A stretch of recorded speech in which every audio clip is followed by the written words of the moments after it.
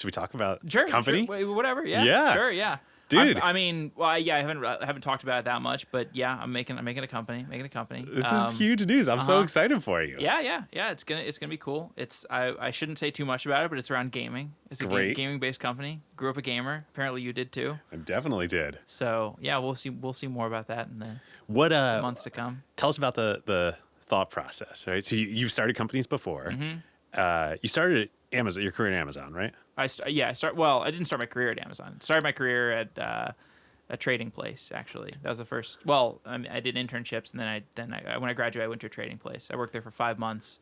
Also, don't say you don't know. You're not financially literate. Like you've been a professional investor. Yeah, I don't think any of my code made it into production when I was working at that place. I was an engineer, and I don't think any of my code made it into production. Don't sell yourself short.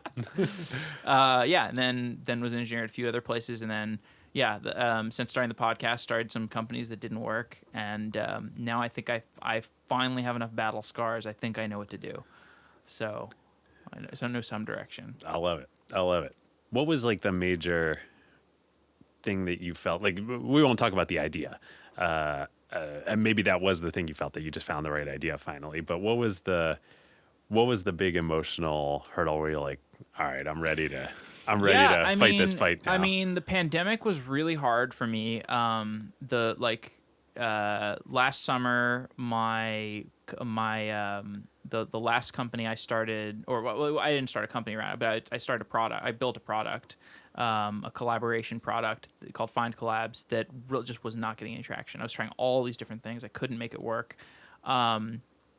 And eventually I stopped working on it, and I started focusing more on the podcast. I was like, okay, look, I'm just going to focus on the podcast. Maybe I'm going to do investing. Maybe I'm going to be a full-time investor. I talked to you a lot about that.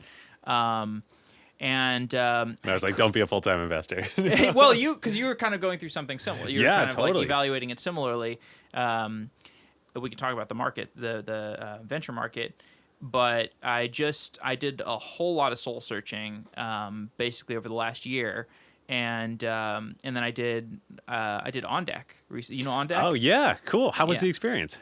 It was actually great. During the middle of it, like I was not having a great time because I was surrounded by a lot of people who seemed like they knew what they were doing, or they had like a lot of people. OnDeck's great. Like there was a bunch of people who had sold their companies recently, and they're like, "What am I going to do next?" And they've got some great ideas for new companies they're going to start. There's some people with like they already had their great idea, and they're just at OnDeck, sort of like looking for support, looking for fundraising, looking for a co-founder. And I was just basically like, "Yeah, I'm a podcaster. I don't know why I'm here. I don't know what I'm doing." Oh man, this is like the.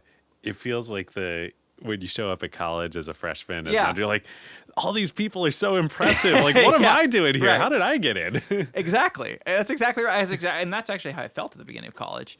But then one night, I had come home from one. Like they put together all these social events during OnDeck, and I came home from a social event. I had a number of interesting conversations with people, and I just had like ideas bouncing around in my head.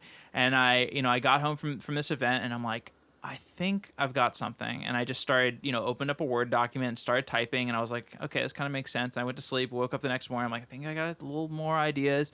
And gradually, like I'm making more and more progress. OnDeck ended. I still didn't really have the idea fleshed out. But I got home to San Francisco. I'm still thinking about this. And then, one day I open up Google Slides and I start making a pitch deck. And I'm like, okay, great. I got it. I know what to do. And so like I think there's really something to OnDeck for this kind of person who feels a little bit lost, you're not at the Y Combinator stage where you know what you're doing. Yeah. You want to start something, you want to do something entrepreneurial, but you need just some ambient reinforcement. You need to put yourself in the right environment. You need to put yourself among the right people. And there's really something to that.